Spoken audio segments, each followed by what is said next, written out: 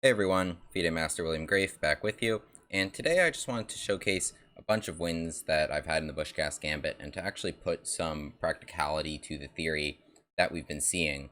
This is sort of like a wide array of types of things that white can do, and to show some various ideas that we will have. So of course we have the Busch-Gass Gambit, our favorite move, Bishop c5, offering the pawn once here, after which we'll play a Stafford-esque sort of position. And here offering the pawn one more time. Knight takes e5 is of course +2. Knight c6. So we're offering 2 captures here, 1 capture here. Lots of things white needs to decide. Bishop takes f7, king f8. So this I am not going to go too much into detail again, since I've actually covered this game already in another line about why bishop b3 is actually a good move here, as opposed to knight takes c6, which opens up the queen and the bishop. But bishop b3 and queen e8, this is the a Wonderling counter gambit. I was able to win this game in the endgame. And the next one, we had kind of the same idea, and this one was king e7, and this was the type of game where we get our very fun traps, and they work out for us. Bishop takes f2, check. And here it's already lost because king e1 loses to bishop g4, trapping the queen. King f1 loses to rook f8. With an imminent queen f2 coming. So let's move on to things we haven't seen yet. And in particular, something that I've been seeing is a lot of people, in spite of this being complete +2 and completely winning, will not take the pawn. And so this is like kind of unfortunate. It's like, okay, well, what can you do? They didn't take the pawn. It's equal, but we still want to attack because, you know, we're just that type of player. And so here's maybe a couple examples, and you guys will remember I'll link the other video, but on stream I punished a Busch-Gass Gambit denier with checkmate in 15 moves in this game, actually.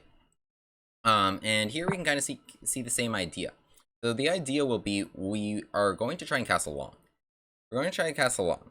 And so bishop g4, we actually want our opponent to play h3. And so in this game, my opponent is actually very smart and does not play h3. And they're actually attacking on the queen side. So basically, when you castle on opposite sides, the rule is to attack, because white would not push these pawns and I would not push these pawns if, you know, our kings were behind them.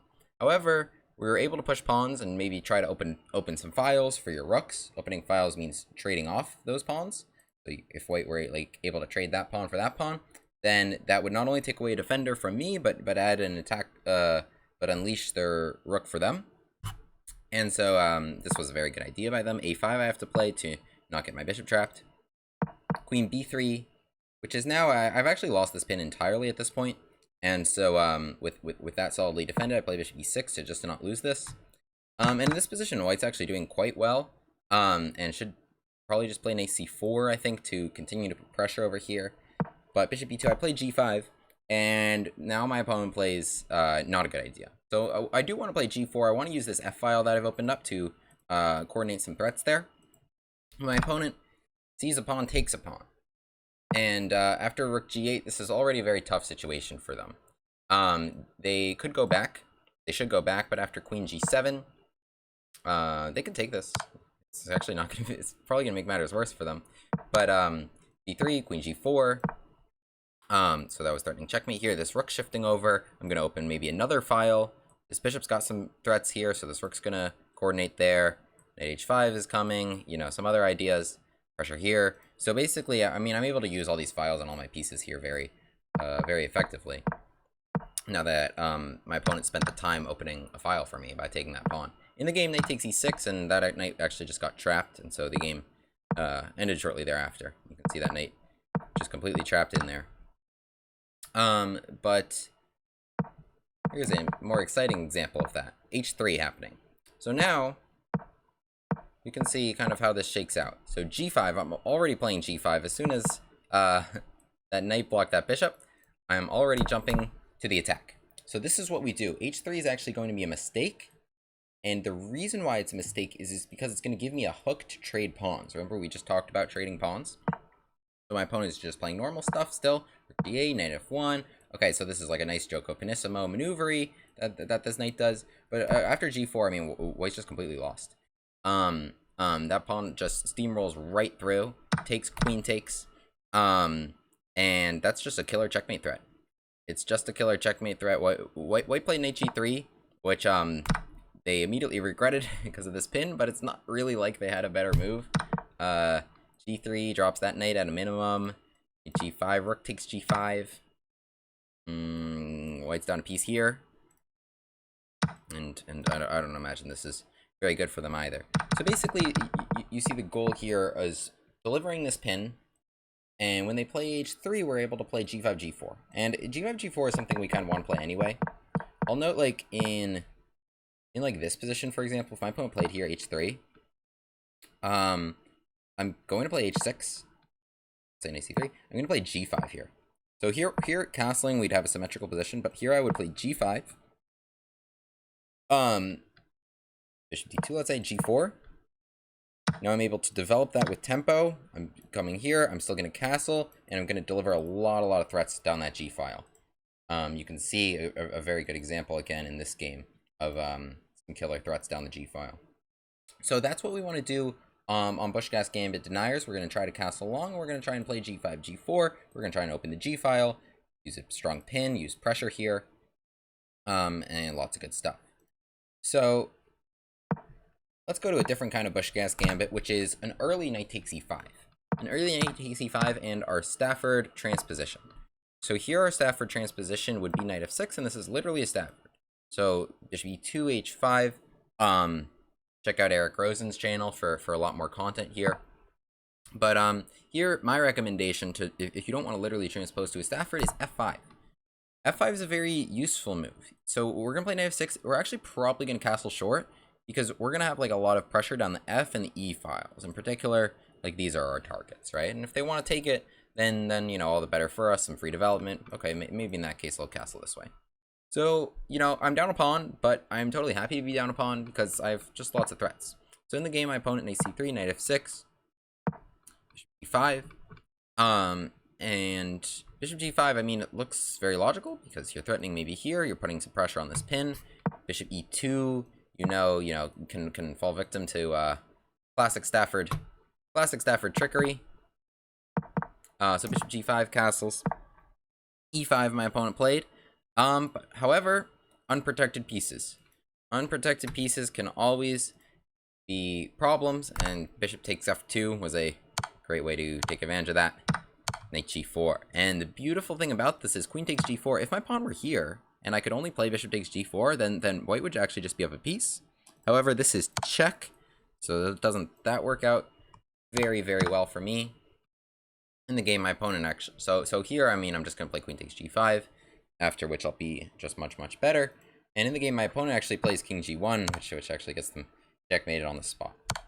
So against knight takes c6s, we want to play f5, knight f6, castles, and put lots of pressure here and here. Okay, in this next game, my opponent actually declines both captures on f7 and goes for this sort of thing anyway. And so here, most people, so this is classic Stafford trickery that I was referencing before. If d3, which is the most natural move that a lot of people might play, we have knight g4. So d takes c6, very helpful capture, right? It prevents d4, which are queen controls. Knight g4, our bishop defends it from the queen. So attack f2, white thinks they're fine, but white is not fine, and is actually imminently getting checkmated. h3 takes here, threatening to slip inside, and checkmate. So not d3. Castles, we can play here knight g4 anyway. Lots and lots of fun. So you think, oh, you know, just play h3, just kick it out, because knight g4, I mean, yeah, we're threatening the same idea, so just play h3. However, we're gonna take it, and we're gonna take some more. And after that, we will just be ups an exchange there once we get that bishop. So here, white's best move, I believe, is queen to f3 to fortify f2.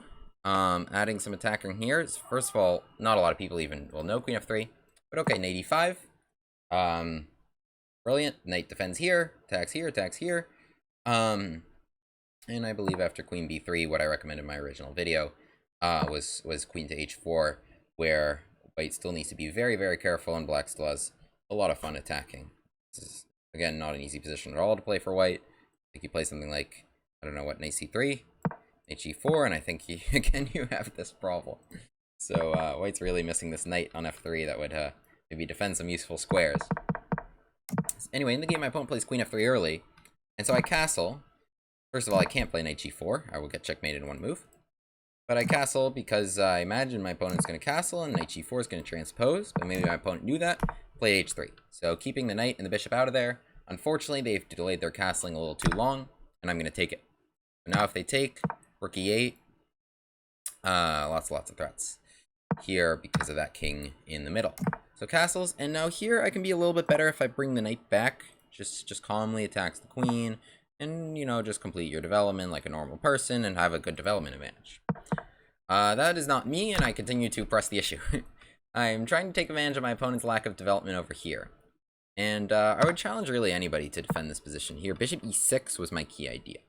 Bishop e6, now, okay, that bishop's unprotected, taking advantage of that. So, I mean, I don't have bishop takes f2, king takes f2, check in here to take advantage of that. Because, of course, my opponent would play queen takes f2. Bishop e6, so, of course, if you take my bishop, boom. I am going to put more pressure on the pinned piece, another good principle of chess. Pinned pieces can't move, and I am going to eat that rook. So my opponent in the game, bishop b3. Apparently, a very good move was bishop f1. Just getting out of the way. Bishop b3, I think not as good, because it allowed me, the continuation I had in the game was takes queen e7, with the open e-file threatening a very, very strong check down here, and that's hanging. So bishop f1. I mean, I thought it would be good to just bishop d5, but I think, you know, white can maybe just hang on to that rook here. And it's probably doing all right.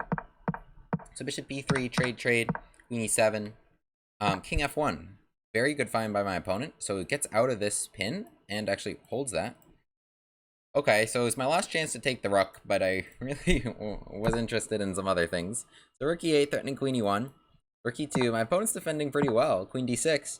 So queen d6 is my idea, and you can maybe see my threat. I want to come in here. I'm going to just kind of slip behind and get him. And I'm not sure there's really a great defense here. My opponent plays knight c3, queen h2, and tries for so long to find the defense here and doesn't, and resigns. I think here, I mean, white shouldn't resign. Queen g1 coming, rook e4 opens up that square. I think if you take it, you're gonna get some problems here. Rook e3. Okay, I'm gonna swing my other rooks in the game, and it's just no fun for white here, in spite of having a bishop and a knight for the rook. So that was just another fun attacking game we were able to play. You know, in every line, white's having problems because they have just no development on this whole half of the board. All right. Let's get to probably the reason, maybe why you clicked on this video, which was this very, very fun game where my opponent played knight takes f7. Our favorite line where we get to sacrifice the most amount of things. Bishop takes f2. So, okay, there's king takes, there's king f1. If king takes, knight takes e4, this is heavily covered in the original video, where black is going to have lots of fun. King f1, however, does not allow this with check, and so, okay, we just have to save our queen. d5. In Traxler style, takes knight d4, so we're down a full rook here, but we're threatening bishop g4, trapping the queen. Now c3, the most commonly played move, which loses on the spot. Bishop g4, queen a4. It's a check, so you created a square with check because your queen was getting trapped otherwise on d1. However, here I'm threatening queen e1, checkmate. And if you take my bishop now, there's just all sorts of checkmates coming. So, I mean, I cover lots and lots of moves in the original video, which you should check out. In the game, my opponent plays king takes f2, knight g4 check, and in the video, I only cover king g1 here, really. I think king f1, there's queen f6 slipping in there, this knight covering a potential block of the queen. King g1, we have queen c5, threatening knight, boom, boom. If king f1 back, we have back here. So there's all sorts of fun ideas. In the game, queen takes g4. And I just played bishop takes g4. You can see I spent 1 second on that move. Better was queen f6 check. Because, so, I mean, you'll see why in the game. In the game, bishop takes g4, run into rook e1. But queen f6, queen f3. This is getting the most out of that queen. However, I have queen h4, and I mean, this king's just way too exposed, and I'm taking more stuff, and I'm going to bring the rook out and probably deliver checkmate somehow. Okay, bishop takes g4, rook e1. Okay, bishop e2, only move to not lose my queen. Knight c3. I think the best move for white, so bishop e2, I think the reason why I did this was because bishop takes e2. There's queen h4 check. And you want to hang on to that rook, but I'm going to castle out of this line of fire, and you're going to enter this line of fire. And white is completely lost here, in addition to knight takes c2 ideas. So in the game, so rook takes e2 would have been best, and probably gotten white the most amount of material. Knight c3, check. So check, that's a big problem for white. If they move their king, I'm going to take that rook. So g3 takes, king e3, and now we start a hunt for this king. Knight f5, knight takes c2. I think everything's winning here, but it takes king gonna go on the run. Check here. And now at this point in the game, I probably should play rook c8, collect the bishop with the rook so that I could still take this one. But I'm still trying to just checkmate that king, so I go check to be able to go check. This king's going everywhere. But my opponent's playing this correctly because their king's running back this way. So, castles. I have one more piece that I haven't sacrificed yet, which is this rook. I think better here was bishop h5 to maybe keep one other piece on the board, and I'd track down that king sooner or later. Check. And here, actually, I believe the engine was recommending king f3, and then check and king e3, and it just says draw. It just says draw, but okay, this is a lot of very difficult defenses. My opponent, understandably, have been trying to chart a path, you know, back towards, you know, the back of the board. So king f2, but it allows queen f4 check, and now actually black is just checkmating once I'm able to bring in the rook here. So here we finally track down this king with the two pieces I have not sacrificed yet. That is checkmate, and so king e3, so that is checkmate. So lots of fun times in the Busch-Gass Gambit. No matter what they do, there's all sorts of aggressive and attacking ideas, really in every line. So I hope you have as much fun with this opening as I do, and let me know of any questions or comments, or post your games in the comments below. And don't forget to like and subscribe, and thank you so much for watching.